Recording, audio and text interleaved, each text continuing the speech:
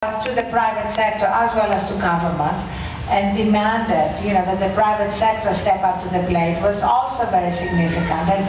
And I am lamenting the lack of urgency in America about what is happening. I'm not glamorizing what is happening here. I'm celebrating the fact that this is part of the discussion, this is part of the public discourse, and there is a sense of urgency to addressing these problems, contrary to the lack of urgency in America about the high unemployment, the epidemic of foreclosures, and the increase in poverty. So that's really the distinction I'm making. Thank you. Well, nice to meet you. I have a question. How do you see, both from creativity and from the media, that we are in Chile, the press, I mean, just the online and the printed version, how do you see? I mean, sometimes the people just don't believe on what they read, but how we are, what do you think we are every time with more digital media, with magazines online that are burning every day? Are we good? Are we just going to the right place? How do you think we are now in Chile, the media? That's my question. So, as Sir Ken said, trust is going to be increasingly the most important thing. Craig Newmark, the founder of Craigslist, calls it trust is the new black. Trust is the most important thing. So in a sense, the Chilean online media that are going to thrive the most are the ones that then cultivate trust, can earn their users' trust. Whatever that requires, that's going to be the most essential part. At HuffPost, what that required was some very stringent ground rules for our bloggers.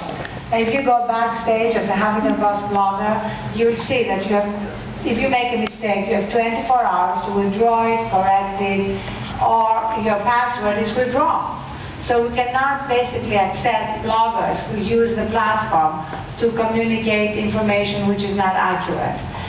We have a specific ground rule: no conspiracy theories. If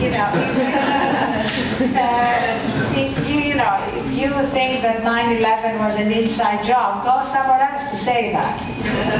It's very important because, especially during tough economic times, people gravitate to conspiracy theories, as though the facts are not bad enough. We don't need conspiracy theories. So establishing certain clear ground rules of what is acceptable behavior and a reverence for facts is essential if you're going to earn your users' trust. I just wanted to add to this.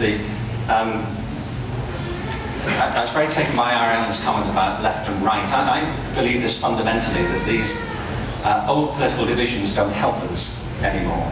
I mean, if you think of education, for example, parties on both sides of that divide in most countries don't get it yet. This isn't to me about the Democrats have got it right for education, the Republicans have not. There are people on both sides who I think see the need for change, and people on both sides who simply don't get it at all. I've never found it helpful in education to take that binary divide. But that's true of most areas. It's true of healthcare, it's true of economic development. And certainly what's happening in America, I think, is that our systems of government in America now are inadequate to cope with the changes that we're having to face.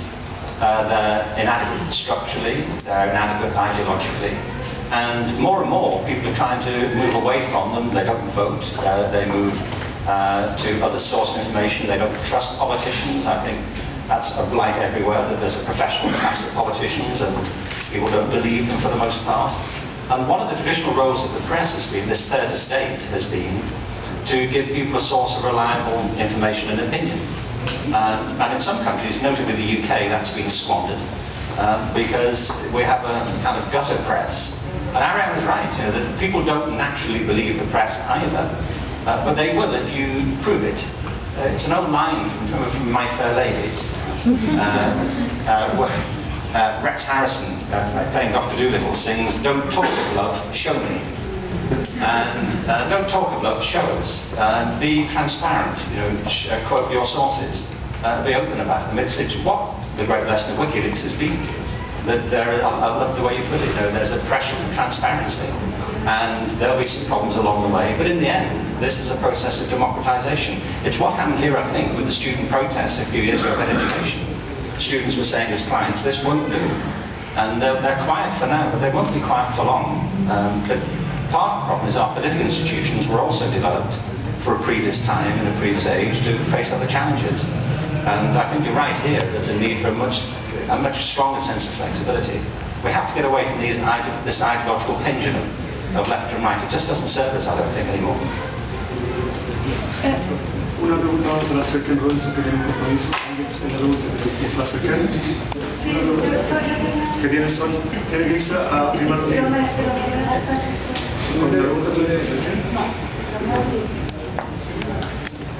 Hi, my name is Togoma Weitzelman. I work for Corfo, that is the government agency that supports innovation, entrepreneurship and small businesses. But I'm also a blogger from very the beginning, and I use Twitter a lot of time. And I have this show, Paloma TV. And my question is for you, Ken. As I told you, your book has a deep impact on me and my life. But I wonder what happened with governments. I mean, how you could take that message to the people who take the decisions, the important decisions.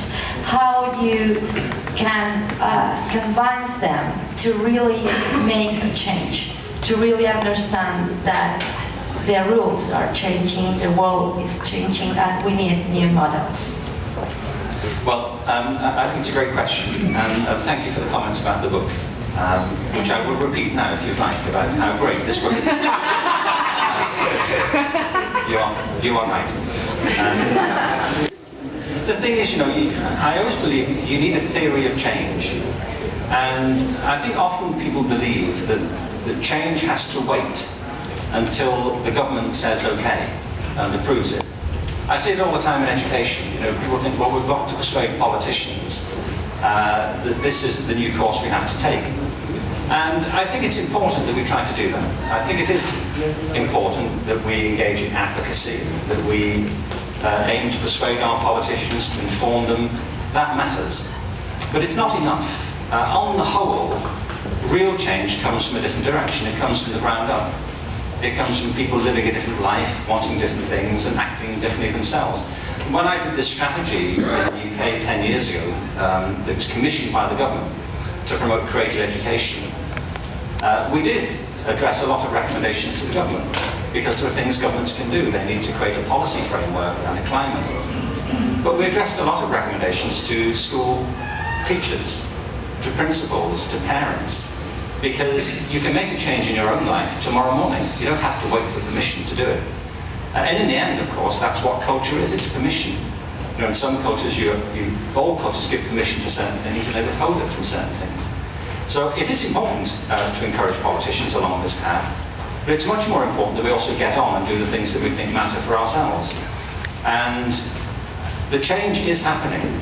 I think Arianna's word is correct. It's a zeitgeist.